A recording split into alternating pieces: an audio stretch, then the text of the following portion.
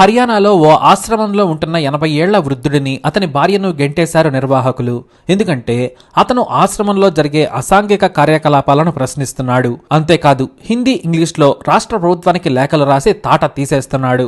ఆయనకు ఇంత ధైర్యం ఎందుకంటే ఆ ఆశ్రమం ఆయనే నిర్మించారు. అంతేకాదు అదనపు ఆదాయంతో పాటు అనాథలకు పని కూడా కల్పించేందుకు అందులో భారీ డైరీ ఫామ్ను కూడా ఏర్పాటు చేశారు.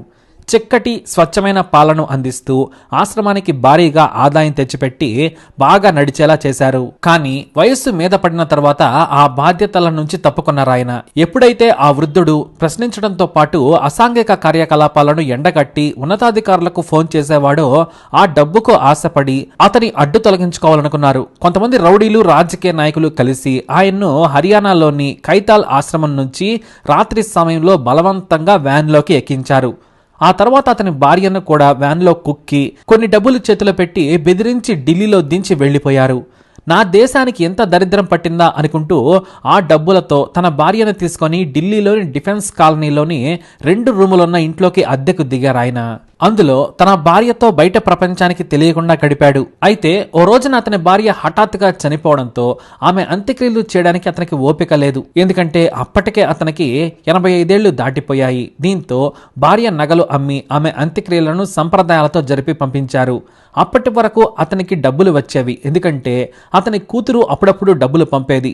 భర్తకు తెలియకుండా ఆ వృద్ధుడి భార్య కూతురికి లెటర్లు రాసి డబ్బులు తెప్పించుకునేది. కానీ ఆ వృద్ధుడికి ఆత్మాభిమానం ఎక్కువ, ఎవరిని చేయి చాచి అడగలేడు. దీంతో వరుసగా 3 నెలలు అద్దె కట్టలేకపోవడంతో ఆ ఇంటి ఓనర్ వృద్ధుడిని నానా మాటలన్నాడు.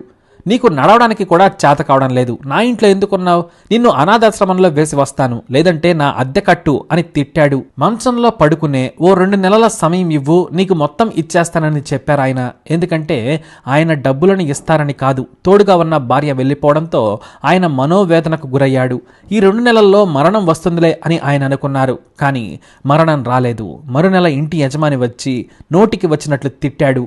ముసలోడా, నీకు ఢిల్లీలో ఇల్లే దొరకదు, నా ఇంట్లో పడి చిరాకు పెడుతున్నావు, ఏమైనా అందామంటే నన్ను తప్పు పడతారని చిరాకు పడ్డాడు. రేపు అద్దె అయినా ఇవ్వు, లేదంటే నీకు నువ్వుగా వెళ్ళిపో, కానీ నాతో మాత్రం తిట్లు పడద్దు, నాతో తప్పుడు పని చేయించొద్దు, నువ్వు 4 నెలల అద్దె ఇవ్వకపోయినా పర్వాలేదు, ఇక్కడ నుంచి వెళ్ళిపో అని అన్నాడు. ఈ గొడవ జరుగుతూ ఉండగానే ఆ ఇంటి పక్కనే ఉన్న హిందుస్థాన్ టైమ్స్ జర్నలిస్ట్ ఏం జరిగిందని వచ్చి వివరాలు తెలుసుకున్నాడు. ఇంటి యజమాని తన పనివాడితో చెప్పి సామాను బయట వేయమని చెప్పాడు. అంతేకాదు సదర జర్నలిస్టును ఈ ముసల్లోడిని ఏదైనా అనాథాశ్రమంలో వేయమని కోరాడు. కానీ అతను ఇంటి యజమానిని తిట్టాడు. ఆ మొక్క నువ్వు ఇల్లు ఖాళీ చేయించక ముందు చెప్పాలి, సామాను బయట వేసి ఇదేం పని జర్నలిస్ట్ తిట్టాడు. అయితే ఇంట్లోకి వెళ్లి ఆ వృద్ధుడి దగ్గర కూర్చున్నాడు ఆ జర్నలిస్ట్. అతని చేతిలో గాంధీ బొమ్మ ఉంది. ఒక చిన్న మంచం, 4 దుప్పట్లు, ఒక ఫ్యాను, కిచెన్లో కరెంటు స్టవ్ మాత్రమే ఉన్నాయి. 2 గిన్నెలు, 2 ప్లేట్లు, 2 గ్లాసులు ఉన్నాయి. పుస్తకాలు మాత్రం షెల్ఫ్ నిండా ఉన్నాయి. తనకు తాను హిందుస్థాన్ టైమ్స్ జర్నలిస్ట్ అని పరిచయం చేసుకున్నాడు ఆ జర్నలిస్టు. మీరు స్వతంత్ర సమరయోధుల్లా ఉన్నారు, నేను మీకు సాయం చేస్తాను, మీ వివరాలు చెప్పండి సార్, మీ వార్త రాస్తానన్నారు. అందుకు ఆ వృద్ధుడు ఒప్పుకోలేదు. Just give me some time, I will talk to you later అన్నాడు. కానీ తాను పేపర్లో హ్యూమన్ ఇంట్రెస్ట్ స్టోరీస్ రాస్తాను, మీ జీవిత కథ రాస్తాను, మీ వయసు చూస్తే స్వాతంత్ర సమరయోధుల్లా ఉన్నారు, నాకు మీ గురించి చెప్పమని అడిగినా ఆ వృద్ధుడు మంచంలోనే పడుకుని ఉన్నాడు.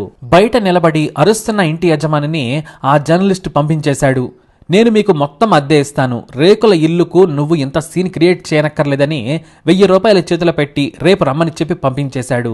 అతను వెళ్ళిపోయిన తర్వాత మీ పేరేంటని ఆ వృద్ధుడిని అడిగినా చెప్పలేదు. కానీ పుస్తకాలను చూస్తుండగా ఒక ఫైల్ కనిపించింది. ఆ ఫైల్ ఓపెన్ చేసి చూడగానే ఆ జర్నలిస్టుకు మతి పోయింది. అందులో గాంధీతో పాటు జవహర్లాల్ నెహ్రూ, ఇందిరాగాంధీ, లాల్ బహదూర్ శాస్త్రి, సర్దార్ వల్లభాయ్ పటేల్తో దిగిన ఫోటోలున్నాయి. నెహ్రూ ప్రేమతో ఆయనకు రాసిన లేఖ చూడగానే ఆ జర్నలిస్టుకు ఫ్యూజులు అవుట్ అయ్యాయి. ఎందుకంటే మొదటి పదమే డియర్ గుల్జారీలాల్ నందా అంటూ రాసిన ఆ పదం చూసి ఒక్కసారిగా మంచంలో పడుకున్న ఆ వృద్ధుడిని చూశాడు ఆ జర్నలిస్ట్. ఆ ఫోటోలను పోల్చుకోగా అతనికి మతిపోయింది. తాను చూస్తుంది నిజమేనా అనుకున్నాడు. దీంతో మంచం పక్కనే ఉన్న state bank of India passbook చూశాడు. అందులో గుల్జారీలాల్ నందా అని రాసి ఉంది. దాంట్లో పెన్షన్ 500 రూపాయలు వస్తోంది. వరుసగా గత 4 నెలల నుంచి వస్తున్నా దానిని బ్యాంకుకు వెళ్లి తీసుకొచ్చేవారు లేక ఆయన ఇంటి అద్దె కట్టడం లేదనుకున్నారు.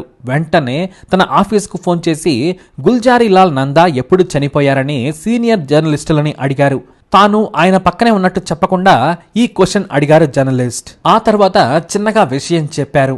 బయటకు తెలియకుండా తొందరగా వెతకాలని జర్నలిస్టు కోరడంతో ఆర్కైవ్స్ తీశారు సీనియర్ జర్నలిస్టులు. కొంతమంది సెంట్రల్ హోమ్ మినిస్ట్రీకి ఫోన్ చేసి మాజీ ప్రధాని గుల్జారీలాల్ నందా ఎప్పుడు చనిపోయారని అడిగారు. ఎక్కడా దొరకలేదు. కానీ ఆయన ఎన్నో ఏళ్ల క్రితం చనిపోయి ఉంటారని చెప్పారు.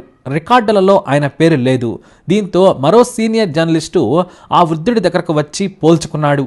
తాను 50 ఏళ్లుగా జర్నలిజంలో ఉన్నాను, ఈయన గుల్జారీలాల్ నందానే, మనకు ఎంత అదృష్టం కలిగిందని ఇద్దరూ కాళ్లకు పాదాభివందనం చేశారు. వెంటనే ఆయనకు సపర్యలు చేసి కూర్చోబెట్టారు. ఆ ఇద్దరు జర్నలిస్టుల్లో ఒక జర్నలిస్ట్ను ఆయన దగ్గరే ఉంచి మరునాడు బ్యానర్ ఐటమ్ రాశారు. స్వాతంత్ర సమర యోధుడు, గాంధేయవాది, మాజీ కేంద్ర మంత్రి, మాజీ ప్రధాని, అంతకు మించి దేశం గర్వించదగ్గ సమాజ సేవకుడు గుల్జారీలాల్ నందా దేన స్థితిలో ఉన్నారు. మన కేంద్ర ప్రభుత్వం నిద్రపోయి గొప్ప యోధుడిని వదిలేసింది. చూడండి ఆయన ఎలాంటి పరిస్థితులలో ఉన్నారో అంటూ ఓ వార్త రాసింది. కానీ ఆయన ఫోటోను మాత్రం ప్రచురించలేదు. ఎందుకంటే దేశానికి నిస్వార్థంగా సేవ చేసిన ఆయన్ను అలా ప్రజలకు చూపించొద్దు అని సీనియర్ జర్నలిస్టులు ఎడిటోరియల్ బోర్డు నిర్ణయం తీసుకుంది. ఉదయం 5 గంటలకు పేపర్ బయటకు వెళ్ళిందో లేదో 7 గంటలకే డిఫెన్స్ కాలనీ మొత్తాన్ని ఎస్పీజీ కమాండోలు ఏరియాను బ్లాక్ చేశారు. ప్రోటోకాల్ ఆఫీసర్లు, కేంద్ర మంత్రులు, ఢిల్లీ పోలీస్ కమిషనర్ గుల్జారీలాల్ నందా ఇంటికి వెళ్లారు. అసలు ఏం జరుగుతుందో ఎవ్వరికీ తెలియలేదు. ఇంటి యజమాని వచ్చి ఏం జరిగిందని అడిగితే సెక్యూరిటీ సిబ్బంది పక్కకు తోసేశారు. అసలు ఏం జరిగిందని మరో సెక్యూరిటీ గార్డుని అడగ్గా అతను మాజీ ప్రధాని గుల్జారీలాల్ నందా ఎంత కడు పేదరికంలో బ్రతుకుతున్నాడో చూడమని చెప్పాడు. దీంతో ఆ యజమాని కళ్ళు చెమర్చాయి. తిండి లేక నా ఇంట్లో బ్రతికిన గాంధేయవాది, దేశ స్వాతంత్రం కోసం పోరాడిన నందాను నేను తిట్టానా, బూతులు తిట్టానా అని తప్పైందని కోరాలనుకున్నా అతనికి ఆ అవకాశమే రాలేదు. నా ఇంట్లో ఇంత గొప్ప వ్యక్తి ఉన్నాడా అనుకుంటూ ఆశ్చర్యపోయాడు ఆ ఇంటి యజమాని. గుల్జారీలాల్ నందాను వెంటనే ఎయిమ్స్కు తరలించారు. ఆయనకు సపర్యలు చేసి ఆరోగ్యం సెటిల్ అయ్యే వరకు ప్రభుత్వమే చూసుకుంది. బ్రతికేందుకు ఆయన పశువుల పేడ తీసి పాలమ్ముకొని భార్యతో కలిసి ఎన్నో ఏళ్లు జీవించారు. తాను పెట్టిన ఆశ్రమం నుంచే ఆయన్ను వెళ్లగొట్టారు. కానీ ఆయన జీవితం అద్భుతం. ప్రభుత్వం నుంచి ఆయన రూపాయి కూడా తీసుకోదలుచుకోలేదు. ఇక తన పిల్లల మీద ఆధారపడి వృద్ధాప్యాన్ని వెళ్లదీయాలని నందా భావించలేదు. అందుకే బయటకు వెళ్లారాయన. పిల్లలను కూడా తన దగ్గరకు రావద్దని హెచ్చరించేవారు. తనకు గాంధీ చూపిన మార్గమే దేవుడి మాట, అలానే బ్రతుకుతాననేవారు. 1898 జూలై 4న పాకిస్తాన్లోని బడోకి గోసాయి అనే చిన్న గ్రామంలో పుట్టారు గుల్జారీలాల్ నందా. చిన్నప్పటి నుంచి ఆయన చదువులో చురుకు. ఆయన కుటుంబం దొరల ఫ్యామిలీ. దీంతో ఆయన ముంబైలో పీజీ వరకు చదివి బాంబే కాలేజీలో ప్రొఫెసర్గా జాయిన్ అయ్యారు. కొన్నాళ్లకు గుల్జారీలాల్ నందా కుటుంబం గుజరాత్లో సెటిల్ అయింది. ఆ తర్వాత ముంబై వచ్చారాయన. గాంధీ విదేశాల నుంచి వచ్చిన తర్వాత ఆయన మార్గంలో ముందుకు సాగారు గుల్జారీలాల్ నందా. గాంధీ పిలుపు మేరకు స్వతంత్ర సమరంలో పాల్గొన్నారు. కార్మికుల కోసం ముందుకు సాగుతూ ఎన్నో పోరాటాలు చేశారు. కార్మికులకు హక్కులు ఉంటాయని మొదటిసారి ఇంటర్నేషనల్ లేబర్ ఆర్గనైజేషన్ కార్యక్రమాలను దేశంలోకి తీసుకొచ్చారు. 1922లో నేషనల్ టెక్స్టైల్ ఆర్గనైజేషన్ సెక్రటరీగా ఉన్నారు. దేశంలో కార్మికుల హక్కుల కోసం మొదటిసారి గొంతెత్తిన నేత ఈయనే. కమ్యూనిస్టుల కంటే ముందే ఆయన కార్మికుల హక్కుల కోసం పోరాడారు. స్వతంత్రం రాకముందే 2 సార్లు బాంబే ఎమ్మెల్యేగా గెలిచారు. బాంబే ప్రభుత్వంలో మంత్రిగా చేరి హౌసింగ్ మినిస్టర్ అయ్యారు. ఆ తర్వాత జాతీయ రాజకీయాల్లోకి వచ్చారు. 1947లో ఇండియన్ ట్రేడ్ యూనియన్ కాంగ్రెస్ ను స్థాపించారు ఆయన. నిజాయితీకి నెహ్రూ క్యాబినెట్లో మారుపేరుగా ఉండేవారు గుల్జారీలాల్ నందా. 1952 నుంచి 64 వరకు ఆయన క్యాబినెట్లో ఎన్నో పోర్ట్ఫోలియోలను చూశారు. నెహ్రూ చనిపోయిన తర్వాత మే 27, 1964 నుంచి జూన్ 11 వరకు ఆపద్ధర్మ ప్రధానిగా పనిచేశారు. ఆయన తర్వాత లాల్ బహదూర్ శాస్త్రి పీఎం అయ్యారు. ఆయన ప్రభుత్వంలో హోంమంత్రిగా పనిచేసి శాస్త్రి చనిపోయిన తర్వాత మళ్లీ ప్రధాని అయ్యారు గుల్జారీలాల్ నందా. ఇందిరాగాంధీ ప్రభుత్వంలో కూడా మంత్రిగా పనిచేశారు.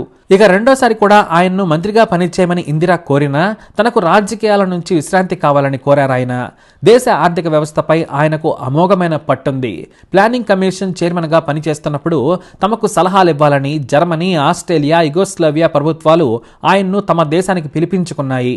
ఆ కారణంగా సలహాదారుడిగానైనా ఉండాలని ఇందిరా కోరినా వద్దని వెళ్లిపోయారు. తనకు వయసు అయిపోయింది, యువకులను పెట్టుకోమని ఇంద్రకు సూచించారు ఆయన. ఇక తాను ప్రజా సంబంధాల్లోకి వెళ్తానన్నారు. ఆ తర్వాత ఆయన బాహ్య ప్రపంచం నుంచి కనుమరుగయ్యారు. బయట ప్రపంచానికి, మీడియాకు సైతం కనిపించలేదు. స్వాతంత్రం రాక ముందు సత్యాగ్రహం, క్విట్ ఇండియా ఉద్యమాల్లో పాల్గొన్నారు ఆయన.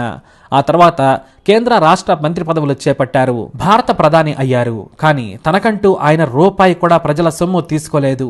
తన 2 కొడుకులు, కూతుళ్లను బాగా చదివించి నాకు చెడ్డ పేరు రాకుండా బ్రతకమని చెప్పారు.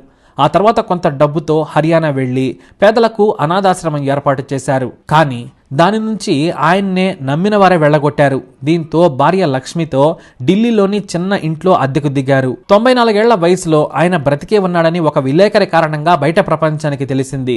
ఎంతో నిబద్ధత ఉన్న ఆయన్ను ఎయిమ్స్ నుంచి డిశ్చార్జ్ చేసిన తర్వాత మాజీ ప్రధానిగా ఆయనకు పెన్షన్తో పాటు అన్ని సౌకర్యాలను నాటి కాంగ్రెస్ ప్రభుత్వం కల్పించింది. ఆ తర్వాత గుల్జారీలాల్ నందా కూతురు ఆయన్ను అహ్మదాబాద్ తీసుకెళ్లి చనిపోయే వరకు సపర్యలు చేశారు. దేశంలోనే చివరి గాంధేయవాది అయిన గుల్జారీలాల్ నందా దాదాపు 100 ఏళ్లు బ్రతికారు. ఖచ్చితంగా చెప్పాలి అంటే 99 ఏళ్ల 6 నెలల 11 రోజులు జీవించారు. అయితే నాటి ప్రభుత్వం మిమ్మల్ని మరిచినందుకు క్షమించాలని కోరుతూ 1997లో భారతరత్నతో సత్కరించింది. మీరు ఈ అవార్డు తీసుకుంటే ఆ బిరుదుకే వన్నె వస్తుందని చెప్పి నాటి ప్రభుత్వం దేశ అత్యున్నత అవార్డును ఆయనకు ఇచ్చింది. నిజమైన నాయకులంటే అలా ఉంటారు. నేడు సర్పంచ్ నుంచి ఎమ్మెల్యే వరకు మొత్తం మింగుడు పార్టీయే. ఇక మంత్రులు, ముఖ్యమంత్రుల దోపిడీ గురించి అయితే మాట్లాడాలంటేనే నిజాయితీ పరులు సిగ్గుపడతారు. అలాంటి వారి నుంచి మన దేశం ఇలా మారిపోయింది. మరి దేశభక్తుడు ఇలా ఉండాలి అని చెప్పిన గుల్జారీలాల్ నందాపై మీ అభిప్రాయాన్ని కామెంట్ ద్వారా తెలియజేయండి. అలాగే వీడియోని లైక్ చేయండి, షేర్ చేయండి, మా ఛానల్ని సబ్స్క్రైబ్ చేసుకోండి.